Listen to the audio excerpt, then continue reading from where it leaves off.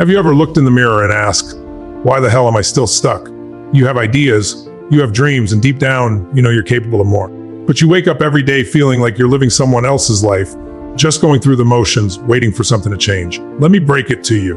Nothing is going to change until you do. You're not stuck because you lack potential, just because you're living on autopilot. See, the mind is a powerful machine. But like any machine, if you don't program it with intention, it runs whatever outdated code it's used to. Most people spend their lives reacting, not creating. They wake up, scroll their phone, get hit with the same problems, deal with the same people, and feel the same feelings. The routine becomes a trap, and the worst part is it feels normal. But normal isn't progress. Normal isn't passion. Normal is the cage you've been conditioned to accept. Autopilot is seductive because it feels safe. It's familiar. It doesn't ask anything of you. But comfort is a drug, and most people are addicted. You're not choosing to stay stuck, but you're choosing not to wake up. And that's the same thing. Let's talk science for a second. Your brain has something called the default mode network. It's what kicks in when you're not focused, when you're daydreaming, when your mind is wandering. And guess what it defaults to? The past, your failures, your regrets, your fears. That's what your brain replays when you don't direct it. So what happens? You keep reliving the same emotional patterns, not because life is hard, but because your mind is untrained. You've never been taught how to interrupt the loop. You've never been taught to take conscious control of your thoughts. That's why you keep feeling stuck. And here's the scary part. The longer you run on autopilot, the deeper the program gets etched into your identity. You start to become the loop. You start believing you are your circumstances. You don't even realize that freedom was always one decision away, the decision to snap out of unconscious living and take your power back. Every time you avoid discomfort, you reinforce stagnation. Every time you wait for motivation, you delay transformation. You want to get unstuck, you have to interrupt the pattern. Wake up with intention. Do something uncomfortable on purpose. Say no to things that feel easy but steal your time. Say yes to the actions that scare you because they stretch you. You don't need another book. You don't need more motivation. You need to reclaim the steering wheel, because as long as your life is driven by default, you'll never reach the place you were designed to go. So ask yourself, right now, am I living? Or am I just repeating? Let the answer disturb you, because that discomfort might be the first real sign you're finally waking up. You're not stuck because life is unfair. You're stuck because you keep telling the same damn story. You've become the narrator of your own limitations. I'm not good with people. I always mess things up. I've never had the discipline. I'm too late. These aren't just phrases anymore.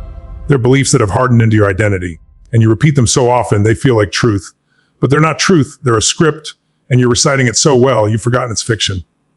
Here's the brutal reality. Most people aren't living their lives. They're living their stories about life. You see, the human brain doesn't operate on facts. It operates on meaning, on narratives.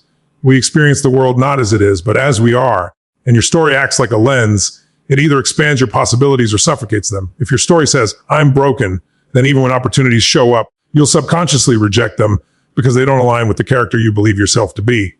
It's not the world keeping you stuck. It's your attachment to the identity you've created through repetition and pain. Psychologically, we cling to stories because they give us certainty, and certainty is a human need. Even if the story is negative, it's familiar. You know how to survive in it. You know how to explain yourself through it. This is why I can't change, you say, and that story becomes your permission slip to stay the same. But here's the problem. Whatever you justify, you reinforce. Whatever you repeat, you become.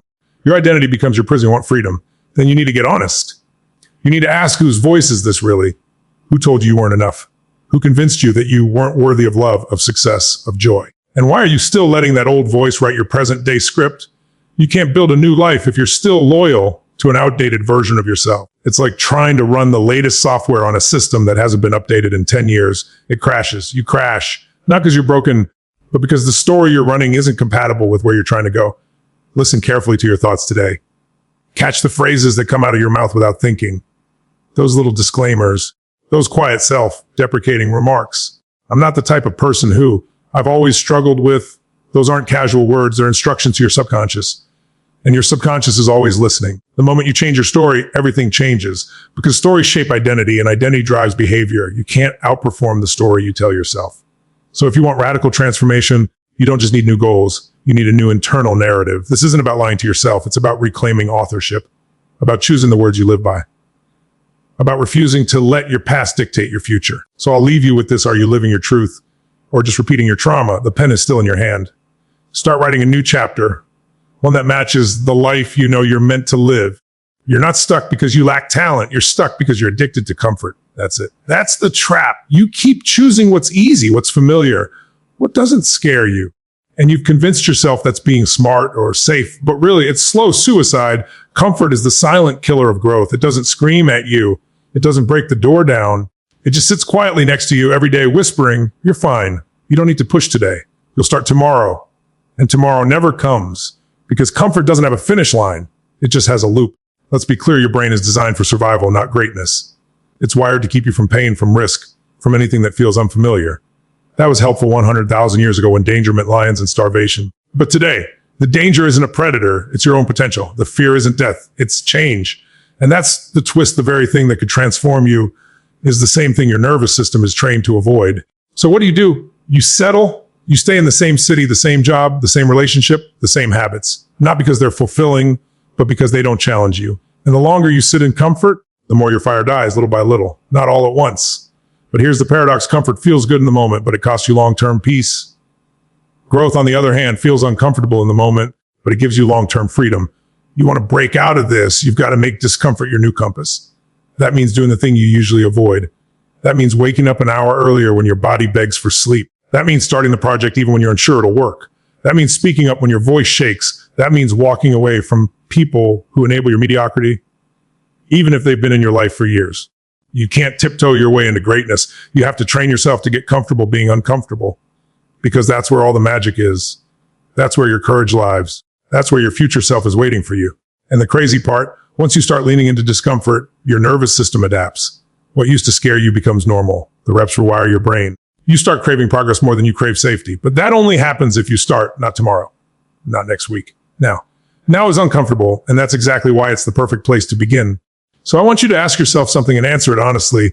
Brutally honestly, are you chasing comfort or are you chasing growth? Because you can't have both. And if you keep choosing what's easy, your life will stay hard. But if you start choosing what's hard, your life will get easier than you ever imagined.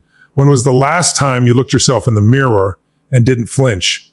Not the casual glance, not the filtered version of your life. I mean, the real you, the one hiding behind distractions, behind performance, behind all the noise. The truth is, most people aren't stuck because they lack potential. They're stuck because they've never faced themselves fully. They're stuck because they've never faced themselves fully. They're afraid of what they'll see. And I get it, because facing the truth hurts, but avoiding it, that will destroy you slowly, quietly, and completely. See, there's a part of you that knows you've been lying to yourself, knows you're playing small, knows you've been numbing the pain with scrolling, binging, fake positivity, shallow relationships, anything to avoid sitting alone with your own thoughts. We live in a culture that teaches avoidance as a lifestyle. Don't feel it, distract it. Don't process it, suppress it. But the truth you bury doesn't disappear, it festers. It turns into anxiety, anger, procrastination, shame. You think you're just tired or unmotivated, but really, you're carrying emotional weight that was never dealt with. And until you confront it, until you sit down with your fears, your regrets, your pain, nothing changes. Because here's the brutal psychological truth. What you resist persists. The emotions you avoid don't vanish, they control you. From behind the scenes, silently pulling strings. That fear of failure. It's not just a feeling, it's driving your decisions. That guilt from years ago, it's not gone. It's shaping how you show up in relationships. That grief, that disappointment, that trauma. It's not in the past. It's right here, coloring every thought you have about who you are and what you're capable of. So the question isn't whether you're facing the truth. The question is, what's the cost of not facing it? You want transformation? You want to break the loop? It starts with radical honesty. Not just admitting where you are, but owning how you got there. It's not about blaming yourself. It's about reclaiming your power. Because once you own it, you can change it. That means acknowledging the habits that are destroying your time, owning the relationships you're tolerating out of fear, calling out the excuses you've made so many times. They've started sounding like facts. Look in the mirror and saying, I'm not proud of this version, but I'm ready to do something about it. That's where freedom begins. This is about integrity with yourself. You don't need to broadcast your pain. You don't need to justify it, but you do need to meet it. You do need to listen to it, because your pain is something to teach you, not to punish you, but to push you. Until you face the mirror, you'll keep running in circles, chasing purpose, chasing motivation, chasing goals, but never yourself. So stop running, stop hiding, stop numbing, stand still. Look yourself in the eye. And for once, tell the truth, because the moment you stop avoiding the truth is the moment you start becoming unstoppable. You're not stuck because you're lazy. You're stuck because you keep waiting to feel ready. That's the lie most people buy into. That one day they'll wake up full of energy and certainty and finally start changing their life. That motivation will strike like lightning, and suddenly all the things they've been putting off will feel effortless. But let's get real. That day never comes, because motivation is a feeling, and feelings are fickle. They come and go like the weather. They're not built to lead, they're built to respond. And if your progress depends on your mood, you've already lost.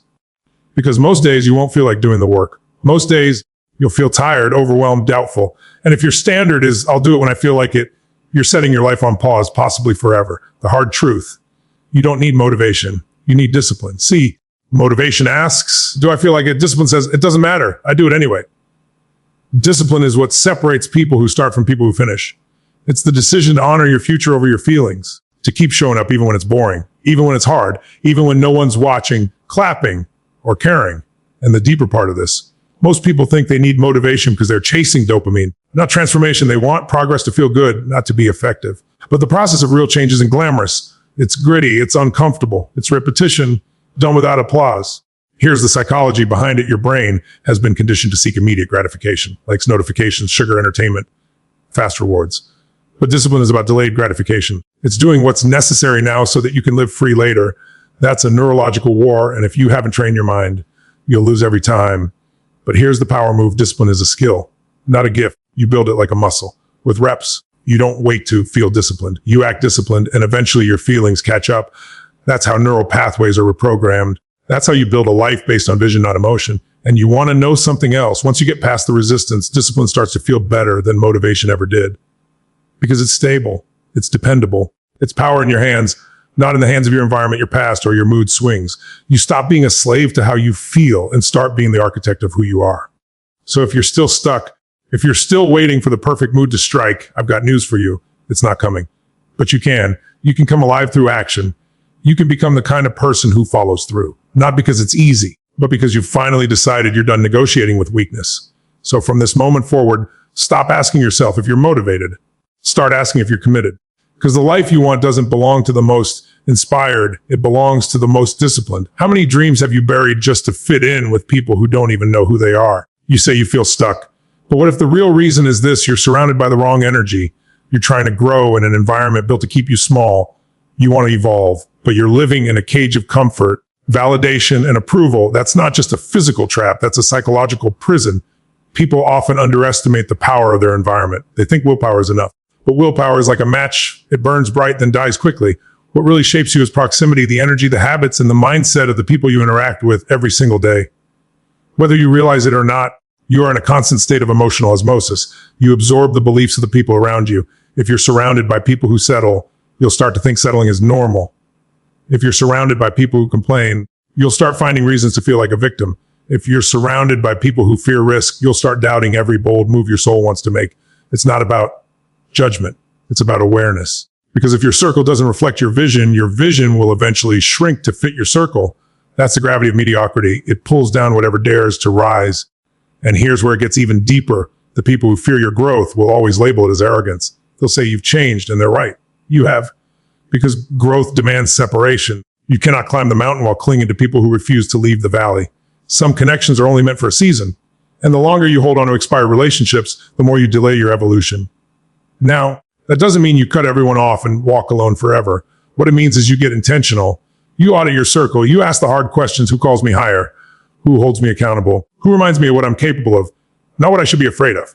Because when you surround yourself with hungry minds, with people who live with purpose and pursue excellence, it rewires your standards. It doesn't just inspire you, it forces you to rise. Their consistency challenges your excuses. Their courage exposes your comfort zones. Their progress makes your procrastination feel embarrassing. And that's a good thing, because the version of you that breaks through isn't born in silence. It's born in the fire of accountability, of growth, of relentless momentum. That's the environment you need to create or seek out now. So here's the bottom line. If you're still feeling stuck, check your circle. It's not just shaping your behavior. It's deciding your future. You want to change your life, then change who gets a seat at your table. So if you're tired of feeling stuck, start with this look around you. Who are you becoming by staying where you are? You don't need more time. You need new energy. Change your environment and you'll change your life. Now the question is, are you brave enough to let go of what's holding you back? That answer will define your future. Subscribe for more motivation.